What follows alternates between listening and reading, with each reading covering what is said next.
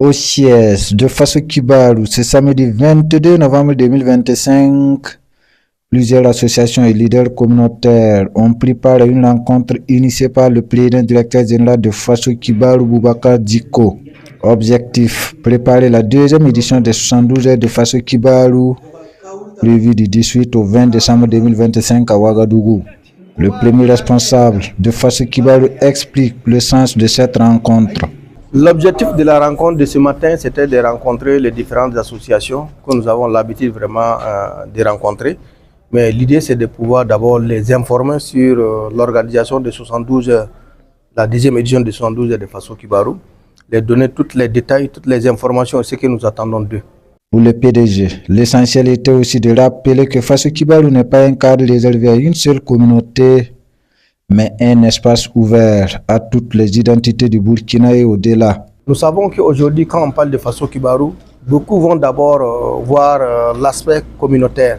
Et nous les avons dit, en tout cas, de travailler à ce qu'au niveau de leur association, au niveau de leur représentation dans leur activité, qu'il n'y ait pas uniquement la communauté Peul, la communauté Mossi ou la communauté Tamashek. Nous souhaiterons en tout cas organiser cette rencontre avec toutes les communautés. D'ailleurs, c'est concernant la conférence de leaders que nous avons en tout cas invité à ce que chaque association puisse désigner des représentants.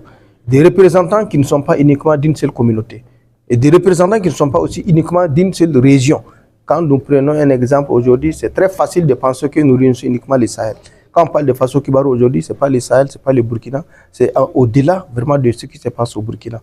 Donc voilà pourquoi nous sommes entretenus avec eux pour les donner tous ces contours et ce que nous attendons d'eux. Inclusion, diversité, cohésion sociale, ce sont les maîtres mots de cette rencontre. Faso Kibarou veut rassembler au-delà des frontières communautaires et régionales afin de porter un message d'unité, de lutte contre la désinformation. Présent à la rencontre, Moussa Ouerme salue l'initiative. La rencontre, on nous a convoqués pour nous informer et avoir nos avis sur les 3 jours de Faso Kibarou. Je crois, je ne sais pas, c'est la quelle édition. La deuxième édition, parce que l'année passée, effectivement, on était au Sénasa. On nous a fait savoir une idée qui nous a plu, une nouvelle idée que Faso Kibarou a eue, c'est-à-dire mettre dans l'idée des gens que les activités de Faso Kibarou ne sont pas Peul. Ils ne sont pas du Sahel non plus, mais c'est toutes les communautés et de tout le Burkina et même international. Ça, c'est une information qui nous a plu. On a demandé aussi à ce que toutes les associations participent, c'est-à-dire associer tout le monde comme les noms des associations l'indiquent, d'éviter d'aller à rang dispersé parce qu'ensemble, nous allons avoir de la force. L'ancien journaliste note également positivement l'ouverture et la volonté de rassembler.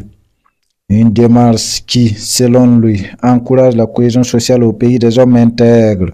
La deuxième édition des 72 heures de Faso Kibarou s'articulera autour de 4 grandes activités, dont une conférence nationale sur la désinformation, un concours international des jeunes, plusieurs formations et une soirée culturelle destinée à mobiliser des fonds pour la scolarité des enfants vulnérables et déplacés internes. L'an dernier, 27 élèves avaient pu bénéficier du soutien de Faso Kibarou. Une rencontre riche d'échanges qui marque officiellement le lancement des préparatifs des 72 heures de Faso Kibarou. Du 18 au 20 décembre 2025, l'événement entend réunir encore plus largement pour porter un message d'unité, de solidarité et d'espoir.